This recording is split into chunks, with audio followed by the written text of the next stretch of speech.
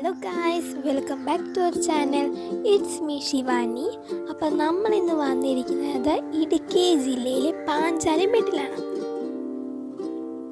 അപ്പോൾ പാഞ്ചാലിമേട്ടിൻ്റെ correct location എങ്ങനെയാണെന്ന് പറഞ്ഞാൽ പീരുമേട് അഴുത ബ്ലോക്കിൽ കണയൻകവയലിലേക്കുള്ള റൂട്ടിലാണ് ഈ പാഞ്ചാലിമേട് ഉള്ളത്. പാഞ്ചാലിമേട് എന്ന് പറയുമ്പോൾ ഹിൽ സ്റ്റേഷനും വ്യൂ പോയിന്റുമായിട്ടുള്ള ഈ സ്ഥലമല്ലേ ആദ്യം നമ്മുടെ മനസ്സിലോട്ട് വരുന്നത്. എന്നാൽ നിങ്ങളിൽ പലവർക്കും അറിയാമായിരിക്കാം, ഇതിൻ്റെ അകത്ത് ഒരു ക്ഷേത്രമുണ്ട്, പാഞ്ചാലിമേട് ശ്രീ ഭുവനേശ്വരി ക്ഷേത്രം. ആ ക്ഷേത്രത്തിൻ്റെ കഥയാണ് ഞാൻ ഇന്ന് നിങ്ങളോട് പറയാൻ പോകുന്നത്.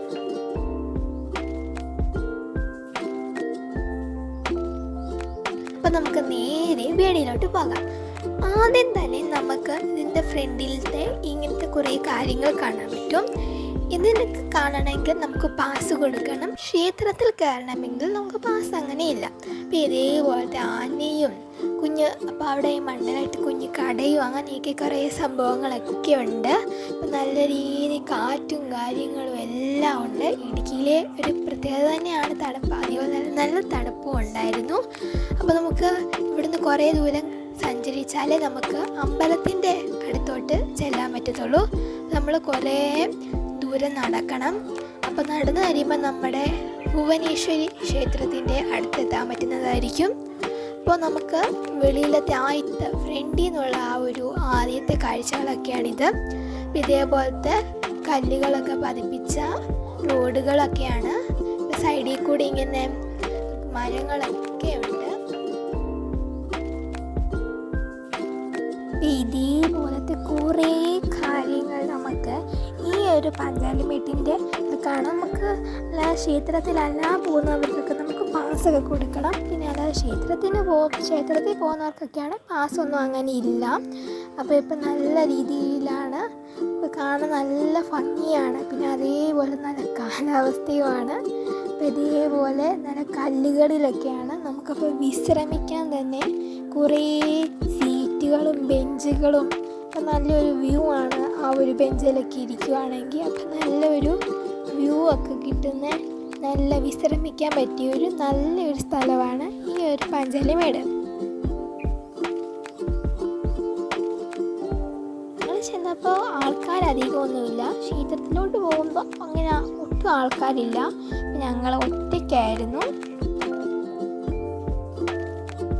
ഈ വീഡിയോ എല്ലാവരും മാക്സിമം സ്കിപ്പ് ചെയ്യാതെ കാണണം. കാരണം ഞാൻ പറയാൻ പോകുന്നത് ഭുവനേശ്വരി ക്ഷേത്രത്തിൻ്റെ ഒരു വലിയ ഐതിഹ്യമാണ്. അപ്പോൾ നമുക്ക് കഥ അങ്ങ് സ്റ്റാർട്ട് ചെയ്യാം അല്ലേ. ശബരിമല ക്ഷേത്രത്തിനടുത്തുള്ള പൊന്നമ്പലമേട്ടിൽ പ്രത്യക്ഷപ്പെടുന്ന പവിത്രമായ മകരവിളക്ക് കാണാൻ ധാരാളം അയ്യപ്പ ഭക്തർ ഇവിടെ ക്യാമ്പ് ചെയ്യുന്നുണ്ടായിരുന്നു.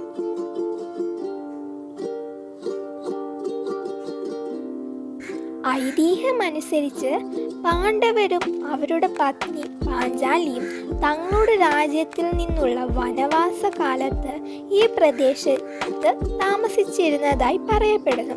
അങ്ങനെയാണ് പാഞ്ചാലിമേട് എന്ന പേര് വന്നതെന്ന് കരുതപ്പെടുന്നു. ഇവിടെ ഭീമന്റെ കാൽപ്പാടുകളുള്ള ഒരു ഗുഹ എന്നറിയപ്പെടുന്നു.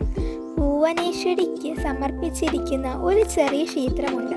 ശിവലിംഗങ്ങൾ, തൃശൂലം, നാഗവിഗ്രഹങ്ങൾ എന്നിവയുടെ അവശിഷ്ടങ്ങളും ഇവിടെയുണ്ട്.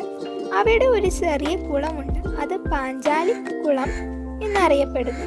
അതിൽ പാഞ്ചാലി കുളിക്കാറുണ്ടായിരുന്നു. കാണുന്ന കല്ലുകളെല്ലാം അവർ വിശ്രമിച്ചു എന്നും അറിയപ്പെടുന്നു.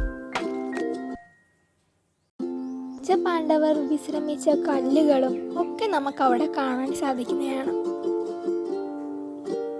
അവർ അവിടെ ഒരു ദേവീക്ഷേത്രം പണിതു എന്നും ആരാധിച്ചു എന്നും ആണ് കരുതപ്പെടുന്നത്.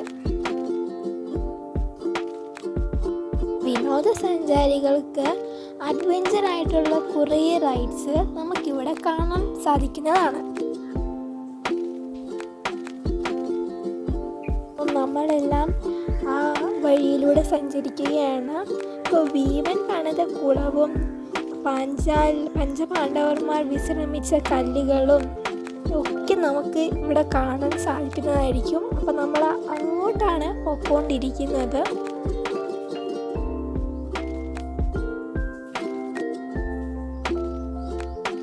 അപ്പോൾ ഇതൊരു കുരിശുമല കൂടിയാണ്. നിങ്ങൾക്ക് കാണാൻ പറ്റും അവിടെ കുറേ കുരിശൊക്കെ ഇരിക്കുന്നത്.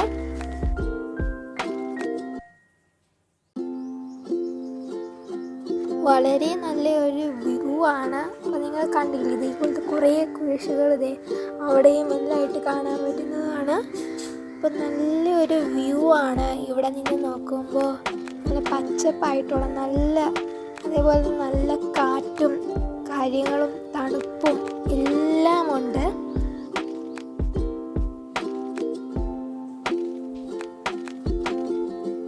ഇപ്പം നല്ല കുറേ ഐതിഹ്യങ്ങളൊക്കെ ഉള്ള ഒരു ക്ഷേത്രവും കൂടിയാണിത്.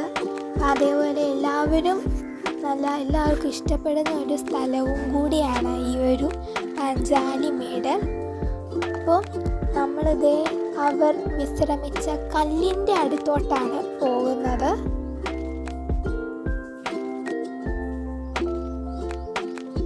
അപ്പോൾ ഇതാട്ടോ ആ ഒരു കല്ല് എന്ന് പറയുന്നത്. ഒരു കിടക്കുന്ന ആ ഒരു ബെഡ് പോലെ, കട്ടിൽ പോലെയാണ് ആ ഒരു കല്ല് ഇരിക്കുന്നത്. അതുകൊണ്ടാണ് അവർ വിശ്രമിച്ചു എന്നും പറയുന്നത്. വിശ്രമിച്ചു എന്നാണ് ഇതിൻ്റെ ഐതിഹ്യം എന്ന് പറയുന്നത്. ഒരു കട്ടിൽ പോലെ തന്നെയാണ്, നല്ല നിരപ്പുള്ള ഒരു കല്ല്. അപ്പോൾ ഒരു സത്യം പറഞ്ഞാൽ ഒരു കട്ടിൽ പോലെ തന്നെ ഒരു കല്ലാണ്.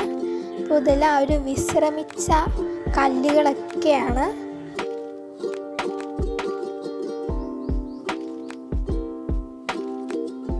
അപ്പോൾ ഇതെല്ലാം പഞ്ചപാണ്ഡവർ വിശ്രമിച്ച കല്ലുകളും പാറകളും ഒക്കെയാണിത്.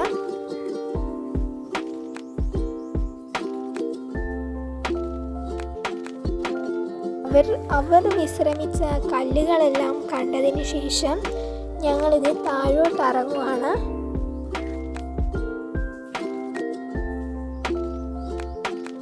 അടുത്തത് നമ്മൾ ഭീമൻ നിർമ്മിച്ച കുളത്തിലേക്കാണ് പോകുന്നത്.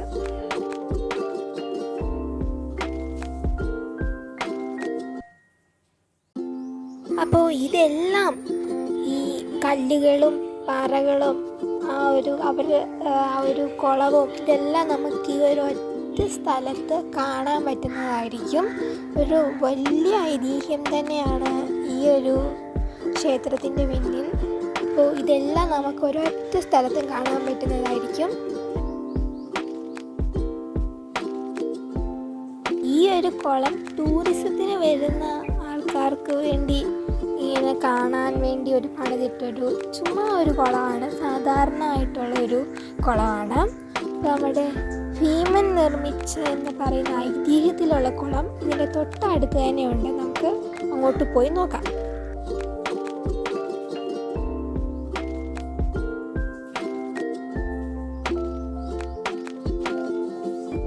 ഈ ഒരു കുളമാണ് ഭീമൻ നിർമ്മിച്ച കുളമെന്നും പാഞ്ചാലി അവിടെ കുളിച്ചെന്നും പറയുന്ന ഈ ഒരു പാഞ്ചാലിക്കുളം. അപ്പോൾ ഇതൊരു ചുമ്മാ ഒരു റൗണ്ടിൽ നടക്കുന്ന കുളമാണ്. അപ്പോൾ ഈയിടെ അവർ പുതുക്കി പണിത് കൈവരിയെല്ലാം കെട്ടി നല്ല വൃത്തിയിലാക്കിയിട്ടേക്കുന്നതാണ്.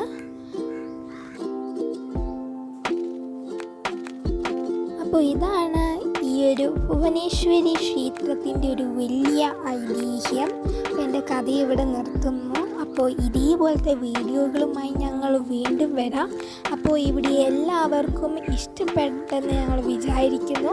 അപ്പോൾ എല്ലാവരും ഞങ്ങളുടെ ഒരു കുഞ്ഞു ചാനൽ എല്ലാവരും ലൈക്ക് ചെയ്യുക, ഷെയർ ചെയ്യുക, കമൻറ്റ് ചെയ്യുക, പിന്നെ സബ്സ്ക്രൈബും കൂടി ചെയ്യാം. അപ്പോൾ എല്ലാവർക്കും താങ്ക്സ് ഫോർ വാച്ചിങ്.